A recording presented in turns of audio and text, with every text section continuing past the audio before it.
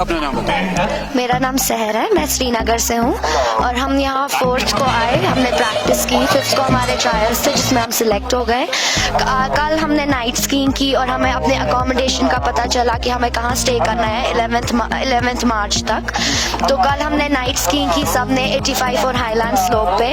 Lights थी, bars थे, बहुत ज़्यादा मज़ा आया, बहुत इंटरेस्टिंग था। और सबसे अच्छी बात यह है कि सबको और प्रैक्टिस करने का मौका मिला।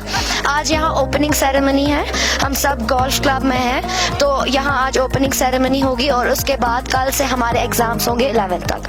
तो पहली बार यहाँ पर खेलो इंडिया जी, ये पहली बार तो खेलो इंडिया। कैसा लग रहा है आपको? बहुत ज़्यादा अच्छा लग रहा है कि गुलमर्ग को प्रमोट किया जा रहा है इस तरह से, क्योंकि यहाँ के स्लोप्स इतने अच्छे हैं, यहाँ लोगों को प्रैक्टिस करनी चाहिए और यहाँ बर्फ इतनी अच्छी है, बहुत अच्छा लग रहा है। तो आपने कितनी स्टेट खेला है, डिस्ट्रिक्ट खेला है? मैंने एक स्टेट खेला है, एक नेशनल खेला है और ये मेरा अब 2nd नेशनल है, क्योंकि खेलो इंडिया नेशनल लेवल पे है। इससे पहले आपने कहाँ खेला, गुलमर्ग के बगैर? गुलमर्ग में हमने स्टेट खेला, उसके बाद ओली उत्तराखंड गए नेशनल्स के लिए, क्योंकि नेशनल्स वहीं पे थे।